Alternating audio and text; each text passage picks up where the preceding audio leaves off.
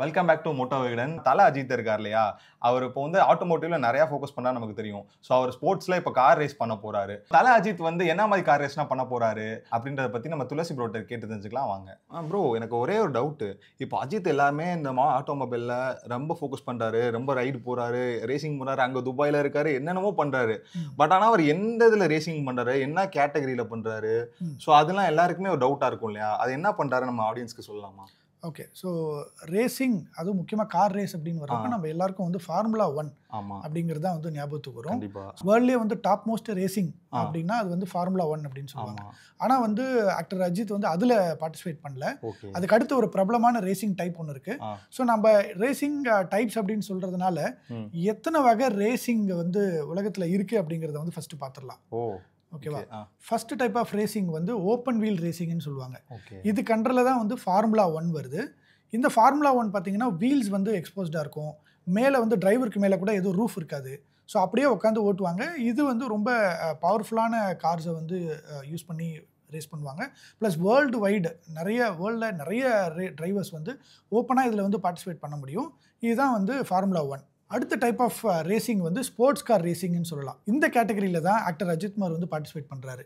இந்த sports car கேட்டகரியில் Lamborghini, Ferrari, பாஷா இந்த மாதிரி கார்கள்லாம் வந்து யூஸ் பண்ணுவாங்க. ஸோ இந்த காரில் அஜித் யூஸ் பண்ணுற கார் வந்து பாஷா 911 அப்படிங்கிற மாடலில் தான் ஷாலினி கூட போஸ்ட் போட்டிருந்தாங்க. ஆமாம், அப்படியே நான் ஒரு கார் வாங்கின மாதிரி போஸ்ட் கொடுத்துருந்தார்ல. ஸோ அந்த காரில் தான் வந்து அவங்க ரேஸ் பண்ண போகிறாங்க. அதில் அவங்களுக்கு தேவையான சில மாடிஃபிகேஷன்ஸ்லாம் பண்ணியிருப்பாங்க இந்த ரேசிங்க்கு ஏற்ற மாதிரி. இதை வந்து ஜிடி கப் அப்படின்னு சொல்லுவாங்க. எப்படின்னா கிராண்ட் டூரர் அப்படிங்கிறதுக்கு அர்த்தம். இப்போ நம்ம ஃபஸ்ட்டு பார்த்த ஃபார்முலா 1 இருக்கு இல்லையா, அது வந்து lab based circuit based lab based race. ஒரு 45 லேப்பு இல்லை 50 லேப். ஸோ ஒரு லேப் அடிச்சுக்கிட்டே இருக்கும்போது கடைசியாக லேப் முடியும் போது யார் ஃபஸ்ட்டு வராங்க அவங்க வின்னு இருக்கும். ஆனால் இந்த ஸ்போர்ட்ஸ் கார் ரேஸ் வந்து என்டியூரன்ஸ் ரேஸ் அப்படின்னு சொல்லுவாங்க. இந்த என்டியூரன்ஸ் ரேஸில் வந்து அஜித் குமார் பார்ட்டிசிபேட் பண்ணுறது லேப் கணக்கு கிடையாது. என்டியூரன்ஸுங்கிறதுனால ஹவர்ஸ் கணக்கு. 6 ஹவர்ஸ்லேருந்து 24 ஹவர்ஸ் வரையும் சில ரேஸ் எல்லாம் நடக்கும். ஸோ அதில் வந்து அஜித் குமார் பார்ட்டிசிபேட் பண்ணுறது 24 ஹவர்ஸ் ரேஸ். இதில் பார்த்தீங்கன்னா 24 ஹவர்ஸ் சீரீஸ் அப்படின்னு ஒரு சாம்பியன்ஷிப்பே இருக்குது. இதுதான் வந்து வேர்ல்டு லெவலில் ரொம்ப ஃபேமஸான ஒரு 24 ஹவர்ஸ் ரேசிங். ஸோ அந்த ரேஸில் தான் வந்து ஆக்டர் அஜித் குமார் வந்து பார்ட்டிசிபேட் பண்ண போகிறாரு. இதில் நிறைய கேட்டகரி எல்லாம் இருக்குது. அந்த கேட்டகரி எல்லாம் என்ன ஏதுங்கிறத இன்னும் போக போக இன்னும் ஒரு மாதம் 2 மாதத்தில் அவர் பார்ட்டிசிபேட் பண்ண போகிறாரு. ஸோ இன்னும் நெருங்க நம்ம வேற வீடியோவில் பார்ப்போம். இப்போ மூணாவது டைப் ஆஃப் ரேசிங் என்னங்கிறத பார்க்கலாம். இப்போ நம்ம பார்த்த 2 டைப்ஸும் வந்து இன்டர்நேஷ்னல் லெவலில் நடக்கும். ஆனால் இந்த மூணாவது கேட்டகரிங்கிறது டூரிங் கார்ஸு. இது வந்து மெயின்லி ஜெர்மனி இல்லை ஆஸ்திரேலியா இந்த மாதிரி கண்ட்ரீஸில் மட்டும்தான் நடத்திப்பாங்க. ஸோ இதுக்கு ஸ்பெசிஃபிக்காக சில கார்ஸ்லாம் இருக்குது. ஸோ அந்த டூரிங் பேஸ்டு ரேசஸ் வந்து இதில் நடக்கும். 4வது ரேசிங் டைப் வந்து ப்ரொடக்ஷன் கார்ஸ். ப்ரொடக்ஷன்ஸ் கார் அப்படிங்கிறது நாம் டே டு டே பேசிஸில் ரோடில் ஓட்டுற கார்லாம் இருக்கு இல்லையா, அந்த காரில் பெரும்பாலும் மேக்ஸிமம் மாடிஃபிகேஷன்லாம் எதுவும் இல்லாமல் இன்ஜினில் எந்த கையும் வைக்காமல் மற்ற மாடிஃபிகேஷன் மட்டும் பண்ணி ரேசிங் வச்சுப்பாங்க. ஸோ அதில் பார்ட்டிசிபேட் பண்ணுற கார்ஸும் பார்த்திங்கன்னா எல்லாம் ஒரே காராக தான் இருக்கும். ஆனால் வந்து எல்லாரும் டிரைவர்ஸ் வந்து அந்த ஒரே மாதிரியான காரில் அந்த ப்ரொடக்ஷன் காரில் பார்ட்டிசிபேட் பண்ணி வின் பண்ணுவாங்க. இது வந்து ஒன் மேக் சாம்பியன்ஷிப் அப்படின்லாம் கூட சொல்லுவாங்க. இந்த ஒன் மேக் சாம்பியன்ஷிப் வந்து அந்தந்த மேனுஃபேக்சரர்ஸே நடத்திப்பாங்க. இப்போ ஹோக்ஸ்வேகனில் ஒரு காரை வச்சு அந்த 15 ரேசர்ஸும் அந்த ஹோக்ஸ்வேகன் காரையே ஓட்டுவாங்க. ஒரே மாதிரியான காரில் யார் பெஸ்ட்டாக ஓட்டுறாங்க அப்படிங்கிற மாதிரி போகும். 5வது டைப் வந்து ஸ்டாக் கார் ரேசிங். இது என்னது? ப்ரொடக்ஷன் அப்புறம் என்ன ஸ்டாக்னு நீங்கள் கேட்கலாம். ஸ்டாக் கார் ரேசிங் அப்படிங்கிறது வந்து அமெரிக்காவில் ரொம்ப ஃபேமஸான ஒரு ரேசிங். அது நாஸ்கார் அப்படின்னு சொல்லுவாங்க. நீங்கள் நிறைய படத்தில் பார்த்துருப்பீங்க. ஒரு மாதிரி ட்ராக் வந்து சாஞ்ச மாதிரி இருக்கும். ஸோ அந்த ரேசிங் வந்து அமெரிக்காவில் ரொம்ப ஃபேமஸ். அதுக்கு ஒரு பெரிய ஹிஸ்ட்ரி இருக்குது. அதை பற்றி நம்ம தனியாக ஒரு வீடியோவே பண்ணணும். அதை பற்றி எக்ஸ்பிளைன் பண்ணணும்னா ஸோ அந்த டைப் ஆஃப் ரேசிங் வந்து ரொம்ப பிரபலமாக இருக்குது. ஸோ 6வது டைப் ஆஃப் ரேசிங் வந்து ரேலி. ஸோ இவ்வளோ நேரம் நம்ம பார்த்தது எல்லாமே ஒரு ட்ராக்ல ஓட்டுற மாதிரி தான் இருக்கும். ஆனால் இந்த ரேலி அப்படிங்கிறது ட்ராக்கே கிடையாது. மண், சகதி, மலை, காடு எல்லாமே ஆஃப் ரோடு தான். ஸோ நீங்கள் டக்கார் அப்படிங்கிறது உங்களுக்கு ரொம்ப ஃபேமஸாக தெரியும். அதே மாதிரி ரேலி வேர்ல்டு சாம்பியன்ஷிப் கப்ஸ் எல்லாம் இருக்குது. நம்ம இந்தியாவில் கூட நிறைய வந்து சேலஞ்சஸ் இந்த மாதிரி இருக்குது. Off road challenges, racing championships எல்லாம் நிறைய நடக்குது.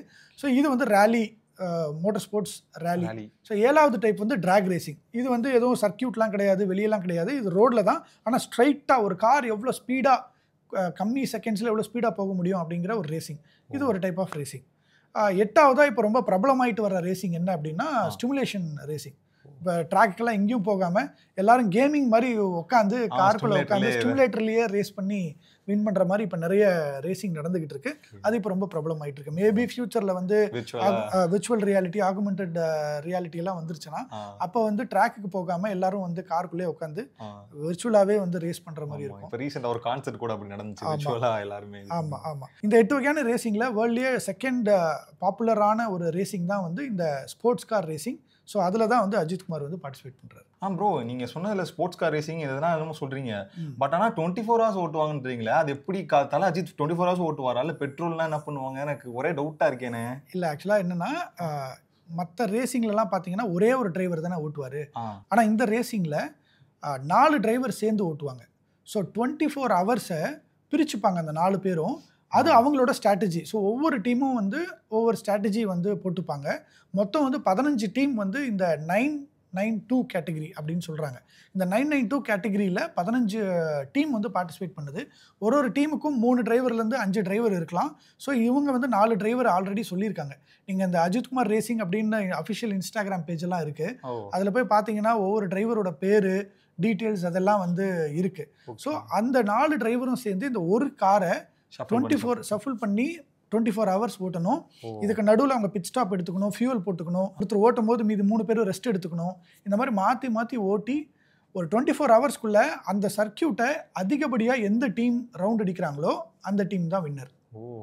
ஸோ ஒரு கார் வந்து எவ்வளோ என்டியூரன்ஸாக இருக்குது, அந்த காரோடைய குவாலிட்டி, அதோடைய பெர்ஃபார்மன்ஸ், அந்த டயர் வந்து எந்த அளவுக்கு தேயாமல் இருக்குது, இல்லை வந்து எவ்வளோ பெர்ஃபார்ம் பண்ணுது, டிஸ்க் பிரேக் எல்லாம் வந்து நீங்கள் ஓட்டிக்கிட்டே இருக்கீங்க ட்ராக்ல. அப்போல்லாம் வந்து யோசிச்சு பாருங்கள், ஒரு 3 hours மேக்ஸிமம் 1.5 hour 45 minutes தான் சில ரேஸ் எல்லாம் நடக்கும். மோட்டோ ஜிபி எல்லாம் அவ்வளோதான் நடக்கும். ஆனால் இது வந்து அப்படியே 24 hours ஒரே கார் ஓடிக்கிட்டே இருக்கும். ஹீட் ஆகும், டிரைவருங்கெலாம் ரொம்ப டயர்ட் ஆவாங்க, தூக்கம் இல்லை. ஒரு நாள் ஃபுல்லாக 24 hours நீங்கள் கவனிச்சிக்கிட்டே இருக்கணும். 4 பேரும் ரொம்ப கான்ஷியஸாக ஓட்டணும், ஒரு டைமிங்குள்ளே திரும்பி வரணும். ஸோ இந்த மாதிரி விஷயங்கள்லாம் இருக்கிறதுனால ஒரு team spirit plus endurance, strategy இதெல்லாம் நிறைய வேலை செய்யணும். கண்டிப்பானே. ஸோ இது நம்ம அஜித் எங்கெங்கன்னா ஓட்ட போகிறாருன்னா, ஓகே, ஃபஸ்ட்டு ரேஸ் வந்து துபாயில் நடக்க போகுது ஜான்வரியில். ஸோ ஜான்வரியில் துபாயில் ஒரு 24 hours ரேஸ் நடக்கும். அதுக்கப்புறம் இட்டாலியில் ஒரு ரேஸ் நடக்க போகுது. அதுக்கப்புறம் ஸ்பெயினில் ஒரு ரேஸ் நடக்க போகுது. மொத்தம் இந்த 3 சர்க்கியூட்லேயும் ரேஸ் நடக்கும். ஸோ இந்த 3 சர்க்கியூட்டும் சேர்த்து எவ்வளோ பாயிண்ட்ஸ் எடுக்கிறாங்கன்னு பார்த்து அதில் தான் ஃபைனலாக ஒரு சாம்பியன்ஷிப் சொல்லுவாங்க. ஆனால் இப்போ துபாயில் நடக்கிறது வந்து ஒரு தனி கப்பு. அதுக்கப்புறமா அதோடைய சீசன் யூரோப் சீசன் சொல்கிறாங்க, அது ஒரு தனி சீசன். ஸோ இது எல்லாமே நிறைய ரேஸ் கலந்து நடக்கும்ப்பா. நிறைய டீம்ஸு, நிறைய கப்பு, இந்த மாதிரிலாம் நடக்கும். ஸோ அது இன்னும் நடக்க இன்னும் கிளியராக நிறைய டீட்டெயில்ஸ் வந்து அடுத்தடுத்த வீடியோவில் பார்ப்போம். ஆனால் இந்த 2025ல் ஒரு 3 ரேஸில் வந்து அஜித் அவர்கள் வந்து பார்ட்டிசிபேட் பண்ண போகிறார். 24 hours-ன்றீங்க. 24 hours-ல நடுவில் பிரேக் டவுனோ இல்லை கார் எதுலையாச்சும் கிராஷ் ஆயிடுச்சுனாலோ இல்லை வேறு ஏதாச்சும் டெக்னிக்கல் ஏர் ஆயிடுச்சுன்னா என்ன பண்ணுவாங்க? ஏன்னா ஃபுல்லாகவே 24 hours-ன்ற போது என்ன பண்ணுறது? இது வந்து டிபெண்ட்ஸ் ஆன் த ஆர்கனைசர் தான். கிரெவன்டிக் அப்படிங்கிறவங்க தான் இந்த ரேசிங்கை வந்து ஆர்கனைஸ் பண்ணுறாங்க. ஒவ்வொரு ரேசிங்க்கும் ஒரு ரூல்ஸ் இருக்கும், செட் ஆஃப் ரெகுலேஷன்ஸ் இருக்கும். இதில் வந்து இப்போ ஃபார்முலா 1லலாம் பார்த்தீங்கன்னா கார் ஆக்சிடென்ட் ஆகிடுச்சுன்னா அவ்வளோதான், அந்த காரை தூக்கிட்டு வெளியே போயிடுவாங்க, அதுக்கப்புறம் ரேஸ் பண்ண முடியாது. ஆனால் நீங்கள் வந்து ஆக்சிடென்ட் ஆகலை, ஒரு மாதிரி ஸ்பின் அடிச்சிருக்கு, அங்கேயே வெளியே இருக்கீங்க, திருப்பி உள்ளே வரீங்கன்னா வந்துக்கலாம். ஸோ அந்த மாதிரி தான் இந்த ரேசிங்லேயும். ஸோ காரில் ஏதாவது ஒரு டேமேஜ் இருக்குது அப்படின்னா எப்படியாவது பிட்டுக்கு வந்து நீங்கள் ஓட்டிக்கிட்டு வந்துட்டு பிட்டில் அந்த டேமேஜை ரெடி பண்ணி திருப்பி நீங்கள் ரேஸ் பண்ணலாம். ஆனால் கம்ப்ளீட்டாக டேமேஜே வெளியே போயிட்டீங்க அப்படின்னா அந்த காரை தூக்கிட்டு வந்து பண்ணுற மாதிரியான ஃபெசிலிட்டி பெரும்பாலும் கிடையாது. ஆனால் ரூல்ஸ் வந்து மாறும். ஆனால் இந்த இடத்துல அப்படி தான் இருக்கும், என்டியூரன்ஸ்லையும் அப்படி தான் இருக்கும். ஆனால் இப்போ நம்ம ஃபார்முலா ரேஸ் நடந்துச்சுல, அதுலனா சின்ன பசங்கள்லேருந்து ஒரு ஏஜ் லிமிட்னு இருந்துச்சு. ஸோ இதில் வந்து என்னம்மா ஏஜ் லிமிட்? நம்ம தலை எந்த கேட்டகரியில் இருப்பாங்க? ஸோ இந்த மாதிரி ஸ்போர்ட்ஸ் கார் என்டியூரன்ஸ் ரேசிங்கில் வந்து ஏஜ் லிமிட்டே கிடையாது. Open to any one. அதில் வந்து ப்ரோ கேட்டகரின்னு இருக்குது, அதுக்கப்புறம் வந்து நான் ப்ரோ கேட்டகரின்னு இருக்குது. ஸோ ஆனால் எதில் பார்ட்டிசிபேட் பண்ணுறதா இருந்தாலும் வந்து ஏஜ் லிமிட்லாம் கிடையாது. ஏன்னா இது என்டியூரன்ஸ். ஸோ உங்கள்கிட்ட கார் இருக்குது, உங்ககிட்ட ஒரு டீம் இருக்குது அப்படின்னா நீங்கள் போய் அதில் பார்ட்டிசிபேட் பண்ணலாம். ஸோ வேர்ல்டு லெவலில் இது வந்து ஓப்பனாக இருக்கிறதுனால நீங்கள் என்ன வயசானாலும் உங்களுக்கு ரேசிங்கில் இன்ட்ரெஸ்ட் இருந்ததுன்னா நீங்கள் போய் இதில் பார்ட்டிசிபேட் பண்ணலாம். ஸோ அதனால தான் அஜித் அவர்களுக்கும் பார்த்தீங்கன்னா வந்து அந்த ரேசிங் மேலே இருக்கிற அந்த காதல் வந்து இன்னுமே குறையல போல். ஸோ அதனால் கண்டிப்பாக நம்ம போய் இந்த என்டியூரன்ஸ் ரேஸில் பார்ட்டிசிபேட் பண்ணுவோம் அப்படின்னு சொல்லியிருக்காரு. நாமளும் வந்து ஒரு 1 hour 2 hour கிட்டத்தட்ட 24 ஹவர்ஸ் வந்து வெறித்தனமான ரேசிங்கை வந்து அன்னைக்கு என்ஜாய் பண்ணலாம். ஆனா இப்போ இந்த ரேசிங் பத்தினா நிறைய சொல்லியிருந்தீங்க, கேட்கவே நல்லா வித்தியாசமா இருக்கு, ஒவ்வொன்றும் புதுசா இருக்கு. இதை பத்தின அப்டேட்ஸ் எங்களுக்கு கொடுத்துட்டு இருப்பீங்களாண்ணா? கண்டிப்பா அடுத்தடுத்த வீடியோவில் அவர் எந்த கார் ஸ்பெசிஃபிக்காக ஓட்டுறாரு, அந்த காரோட பவர் என்னென்னலாம் மாடிஃபிகேஷன் பண்ணியிருக்காங்க, ஸோ அவங்க டீம் மெம்பர்ஸ்லாம் யார், அந்த ஓவராலாக அந்த ரேசிங்கோட ஹிஸ்ட்ரி என்ன, இதை பற்றியெல்லாம் நம்ம அடுத்த வீடியோவில் பார்ப்போம். அதோட இந்த டெலிகாஸ்ட் ஆகிறது லைவாக பண்ணுறாங்க.